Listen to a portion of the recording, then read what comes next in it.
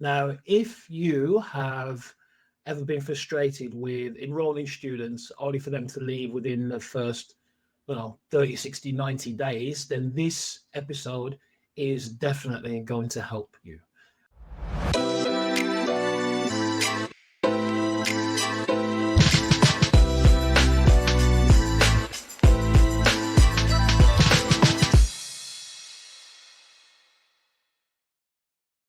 I'm joined today by my good friend and fellow coach, Kiel Tidman. How's it going, Kiel? Hi, Rick. Yeah, good. Thank you. How are you? Yeah, I'm good. I'm good. I thought that was going to be really short hello then. I was like, okay, I'm in a great mood today. Fine. But yeah, so retention over the first 90 days. Now, I know we've got like the 100-day coaching thing and stuff that's been knocking around for years that is very, very valid. Let's explain that to start with. The first 100-day coaching is like touch points for the first 100 days of a student's martial art journey so that they feel part of the academy. That's valid. But that's not what we're going to talk about today as much, I don't think.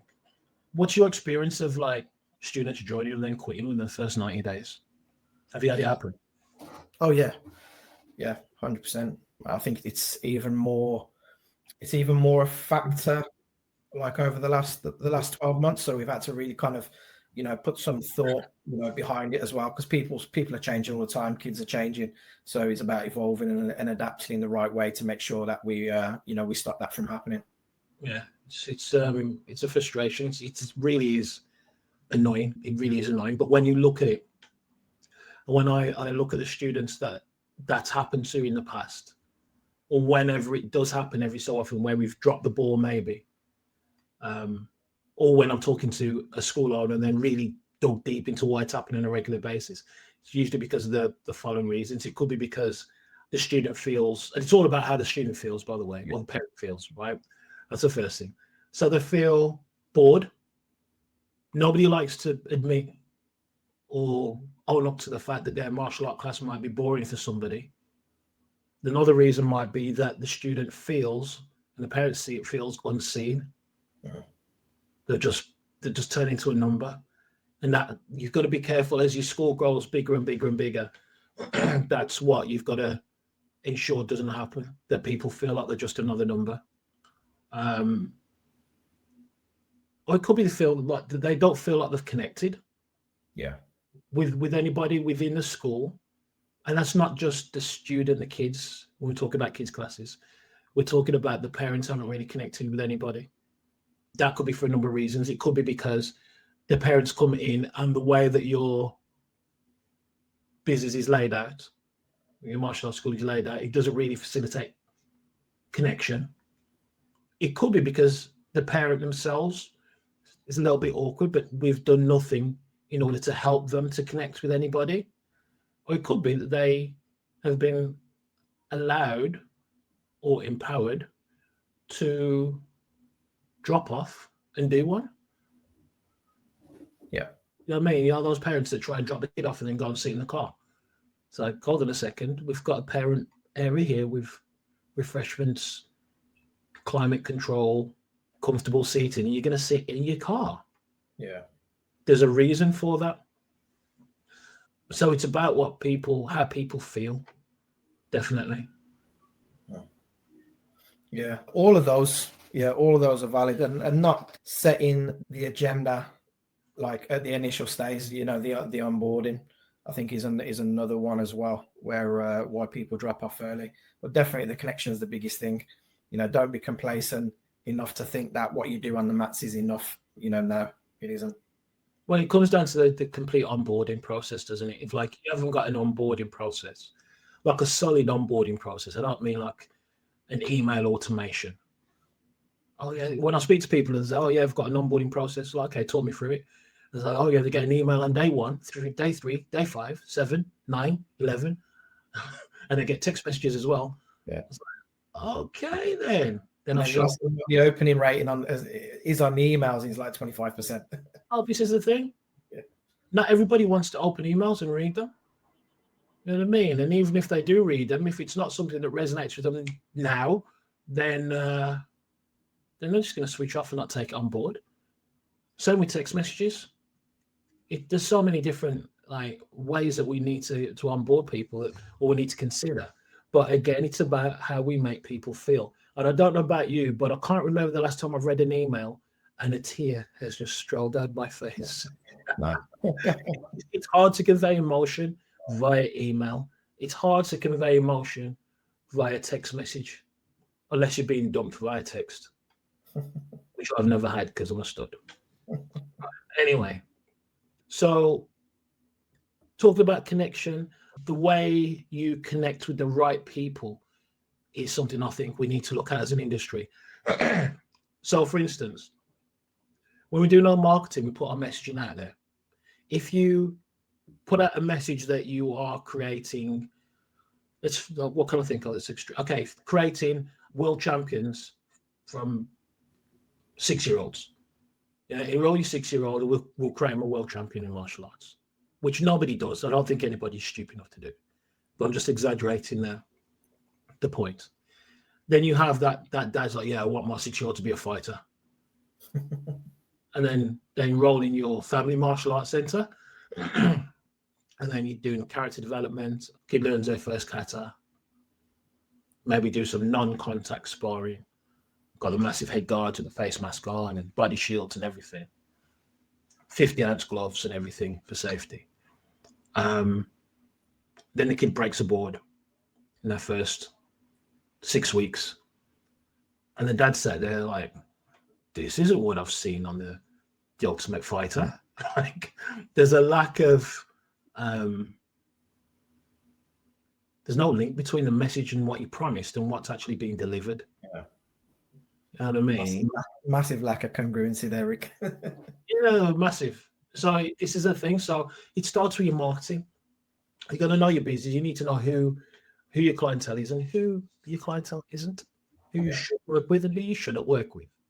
We create fighters. We do in our martial arts school. We've got fighters, but it's a very small percentage, and that's not our objective. It's just a byproduct of our decent training. And if that small percentage wants it, yeah, we've got that, but that's over here later on. But we don't advertise to say that we create fighters. So if somebody rings up and like, have you done your martial art training before? No. Okay, so what is it you want to get out of training? I want to become a world champion. I want to fight. Okay, so whilst we do have that option later on, that's not what you'll be doing in the first 12 months. First 12 months, this is what we do. This is how we work. Oh, yeah, but I want to fight. Okay, well, school's not for you then. So it's clear because that person is going to come in and it's going to be disappointed. So that's the first thing. Have you got anything else you want to add to that? No, I think that's a common one there. It's probably the most common one we're having quite late, just of late. Is you have to know your avatar first and foremost. That way you're. Sorry, I was going to say another thing as well that's come to mind is like it's not even just about what you say. Sometimes it's about what you don't say.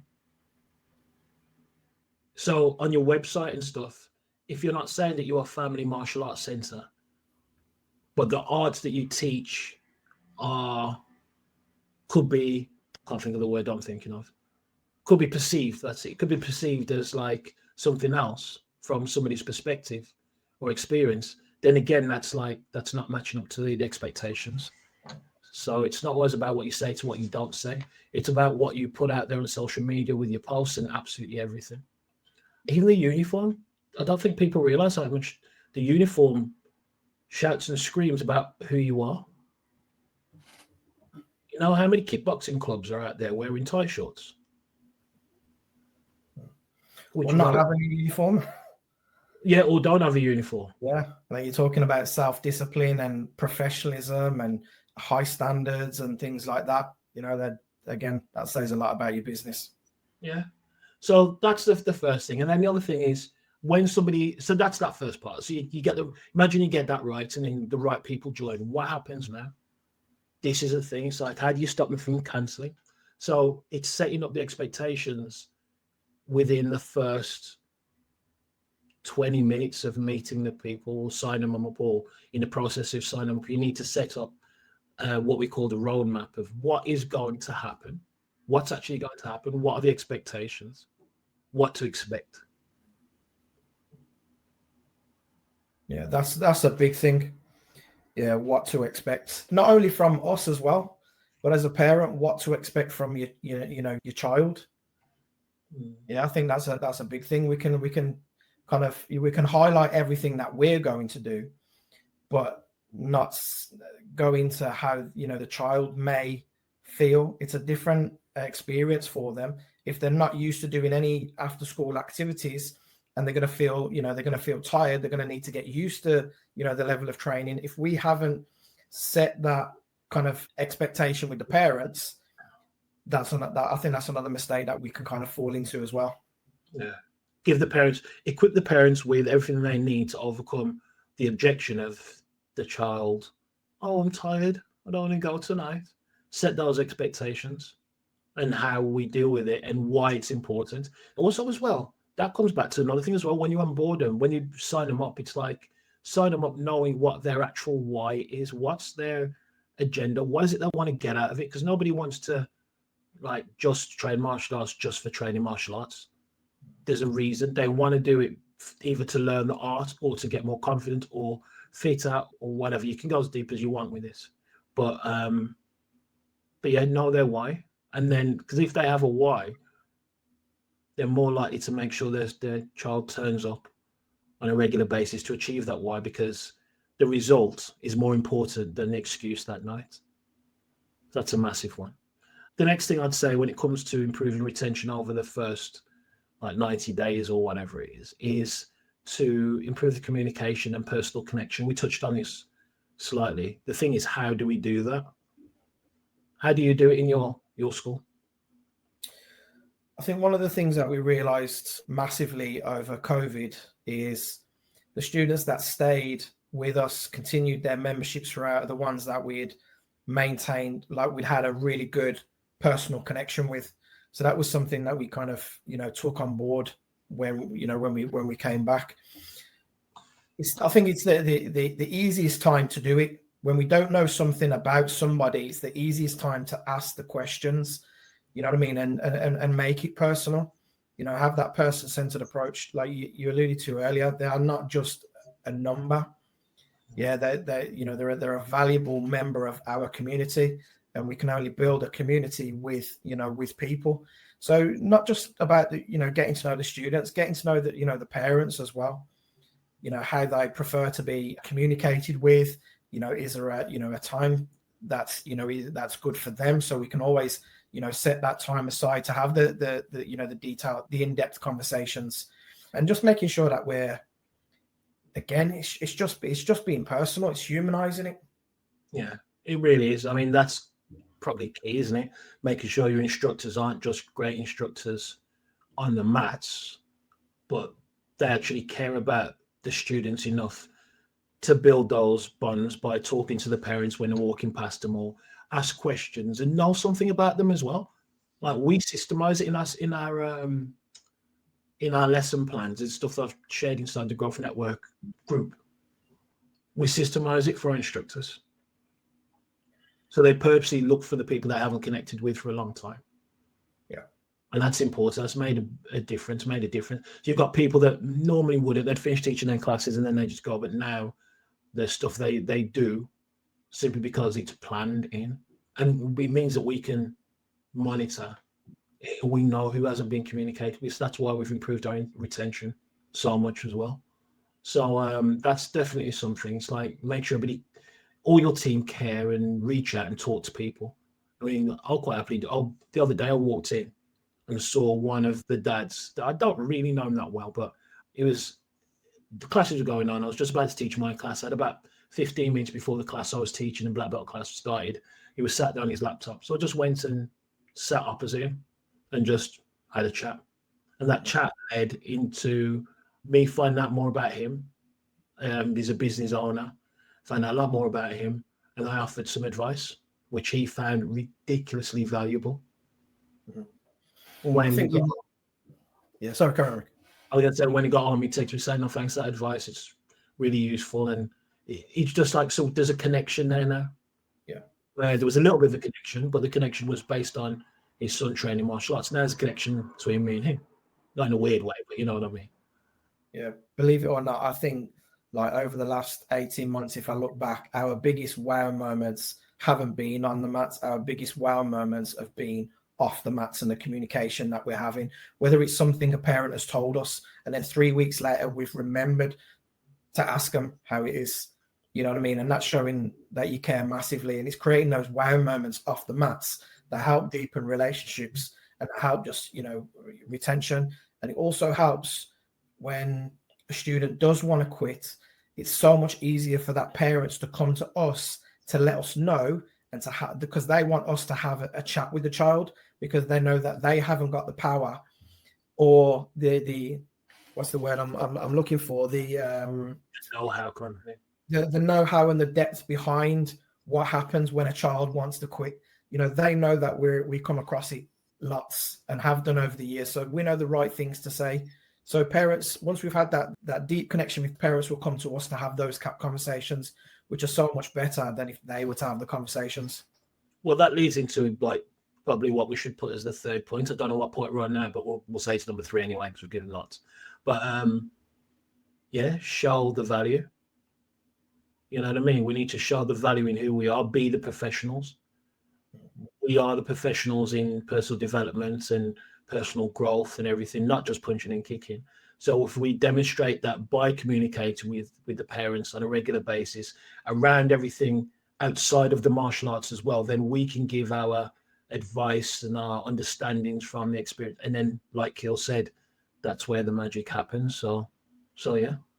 So if you are struggling with the retention for the first 3 to 6 months, maybe, of new students coming in, go through this video again and just make some notes, or reach out to myself at Martial Art Business Growth Network.